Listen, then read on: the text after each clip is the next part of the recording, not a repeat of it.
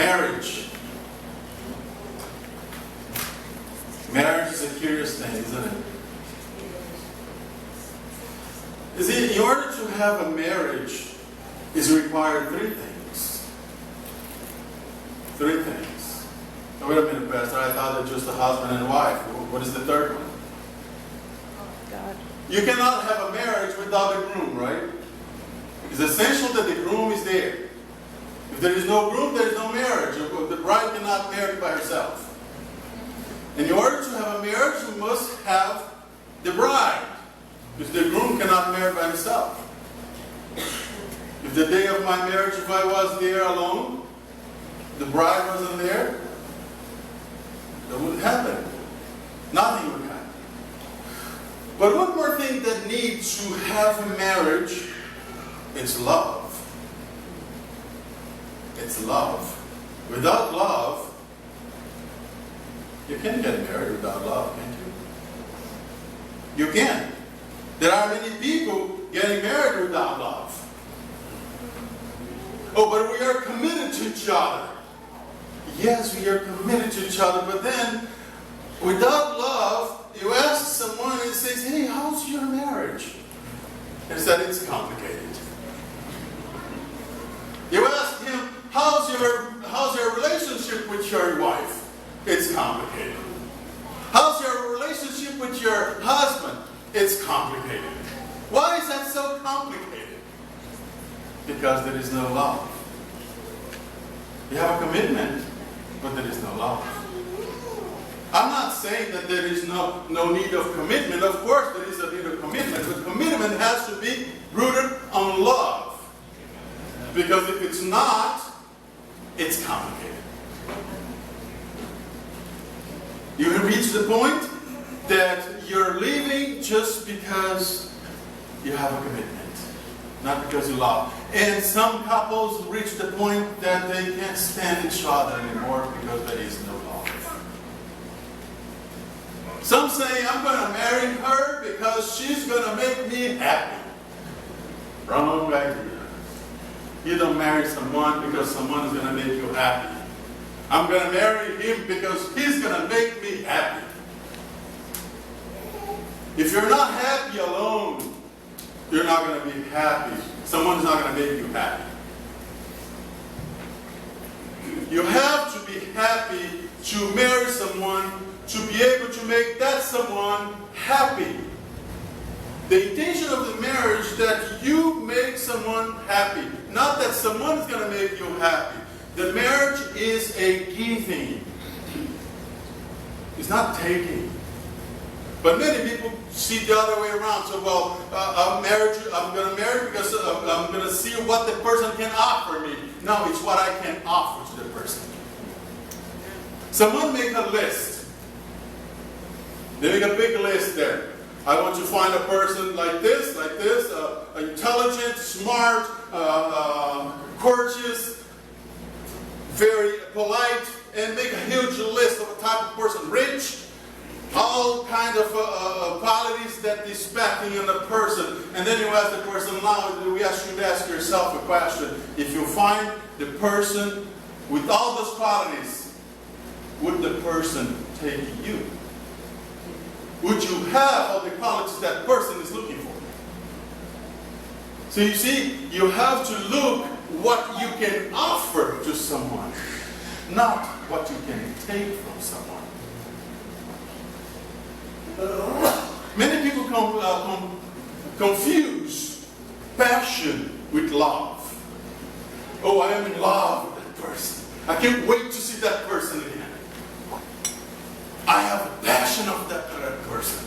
I can't think of anything else. But it's not love. Soon that passion goes away, nothing else remains.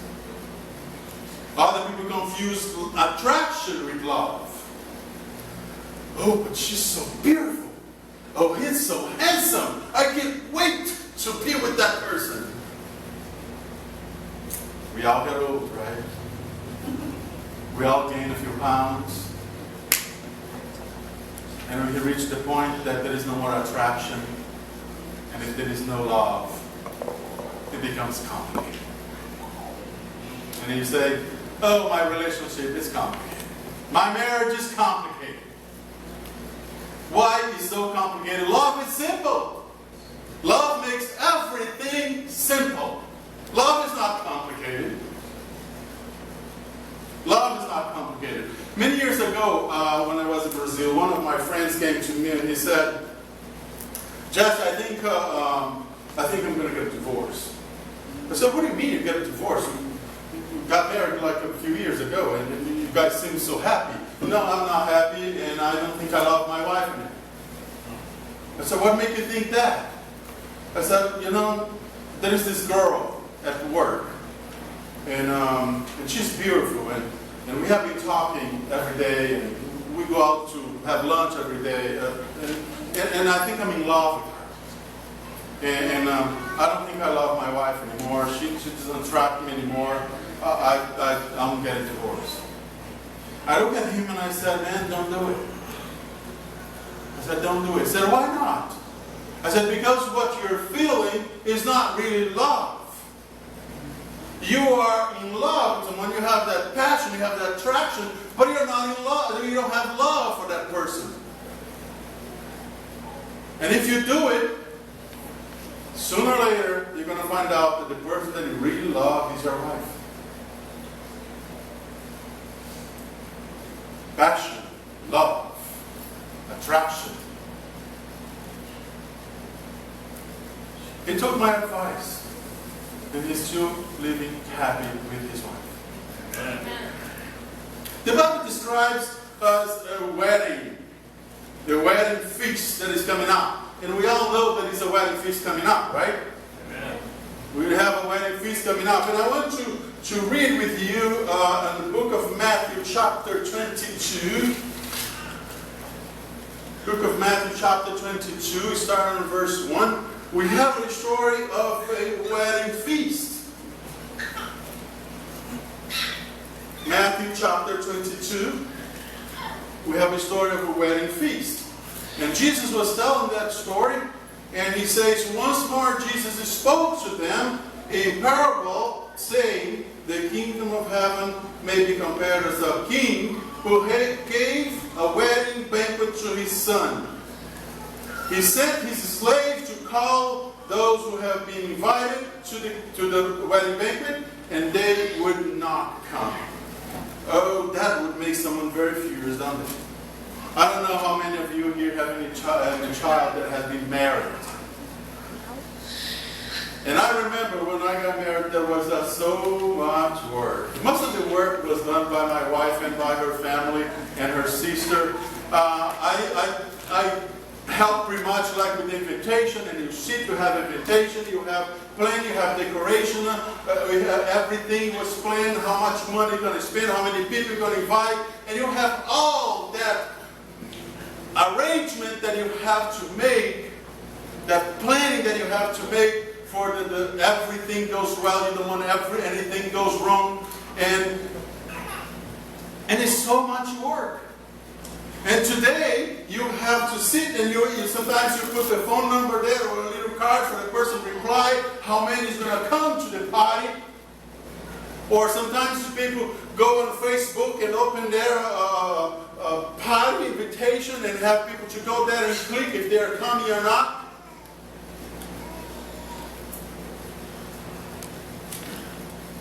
It's a lot of work. And this king had a lot of work preparing the wedding feast for his son.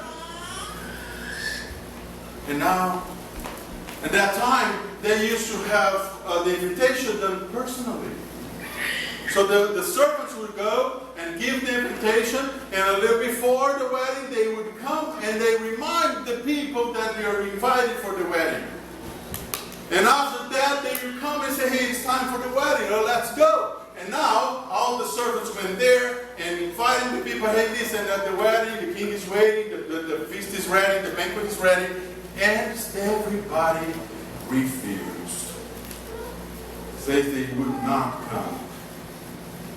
And if you continue reading verse 4 here, it says, again, he sent other slaves saying, tell those who have been invited, look, I have prepared my dinner, but my oxen, my fat calves, and all have been slaughtered, and everything is ready. Come to the wedding banquet. But they made light of it and went away. One of those to this farm, another to his business, and while the rest of them seized the slaves, mistreated them, and killed them. The king was enraged, it says, and he sent the troops and destroyed those murderers and burned the city. Wouldn't it be very upset? Imagine it's right before your wedding, well before the date, and you look at the Facebook and say how many people are going to be at the reception. You have everything planned, and you look at it. No one said they were coming. Everybody said no. No, I'm not coming. I have something else to do. And you look over and say, no, there must be something wrong with the Facebook. Let me call them. And then you call them and say, no, I'm sorry, I'm not coming. How do you feel? Crazy. Stress. So much work for nothing. So much work for nothing.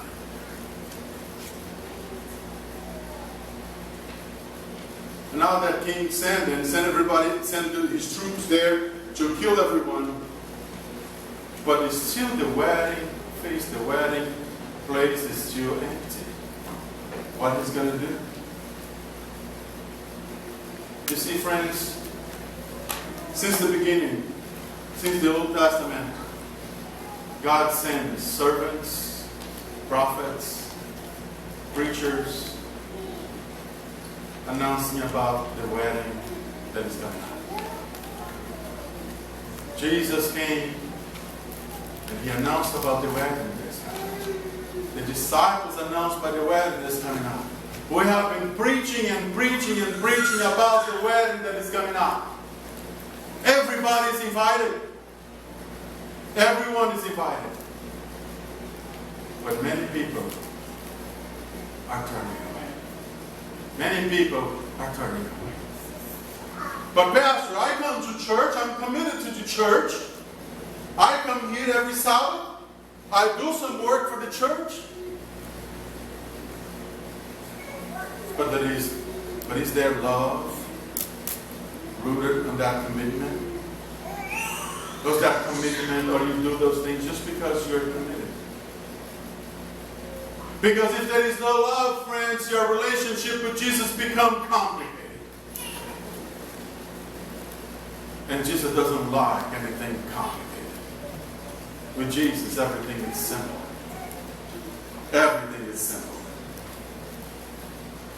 And here in verse 8, it says, then he said to his slaves, the wedding is ready, but those invited were not worthy. Go therefore into the main street and invite everyone you find to the wedding banquet. Those slaves went out in the streets and gathered all whom they found, both good and bad. So the wedding hall was filled with guests. But when the king came to see the guests, he noticed a man who had not wearing a wedding robe. And he said to him, friend, how did you get in here without the wedding robe? And he was speechless. Then the king said to all his attendants, and he said, bind him hand and foot, throw him into the outer darkness, in where there is a weeping and gnashing of teeth. The king has been very, very gracious to us, friends. The invitation is that it's been given over and over and over again. The bridegroom wants us to deserve to be there. He has been inviting over and over again. He wants us to be there. And he knows that we are not worthy, but he wants to make us worthy.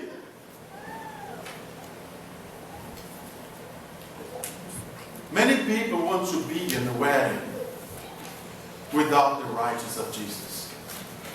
Many people are committed to the church and know, I can't do this by myself. I don't need Jesus to do that. How's your relationship with Jesus? If someone asks you today, how's your Christian life? Would you say it's complicated?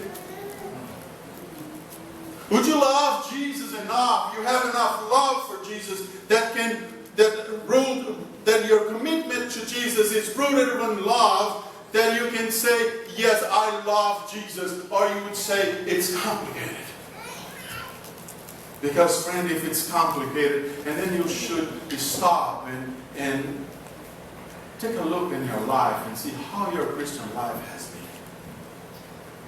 been. It's complicated. Why it's complicated? Well, I'm committed. But my commitment is not rooted in love. Then it becomes complicated. The wedding is coming up and the bridegroom is ready. He's just waiting for the bride to be ready. In Brazil, there is a custom. I don't know if Alessandro remember that. It's normal, it's common for the bride to be late. It's common. The groom is waiting and he's there chewing his nails and he's waiting nervous, and the bride always late. It's common in Brazil. If the bride is not late, something is different. The bride is always late. And here, friends, we are living the same experience. The bridegroom has been ready, but the bride is late. The bride is late. When the bride is going to be ready? When we have enough love for Jesus? That's someone asking, how's your relationship with Jesus? I love Jesus with all my heart, with all my soul, with all my understanding. There is nothing that takes me away from Him.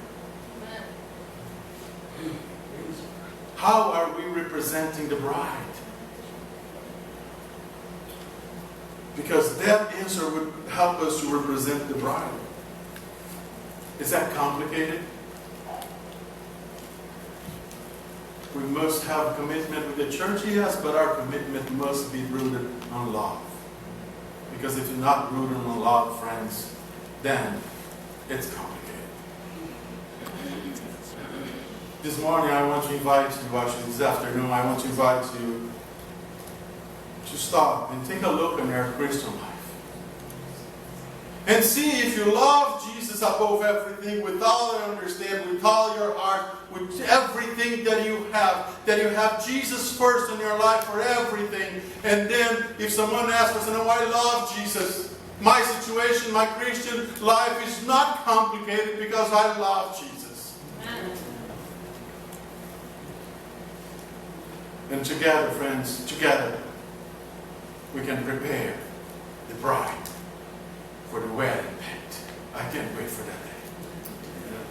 The bridegroom is ready to come for the wedding. And it's going to be beautiful. I can't wait for that day. And I hope to see every one of you there. So if there is anything complicated in your Christian life, ask Jesus. Jesus, help me to just complicate my life. Help me to love you more than I have been. Help me to put you first in my life. But make that commitment every day. Don't do it today and forget about it. No, every day. When you get up in the morning, so Jesus, today is a new day. Help me to love you above everything. Help me to put you first in my life and whatever it comes up today. And help me to represent the bride. And help the bride to be ready for the wedding.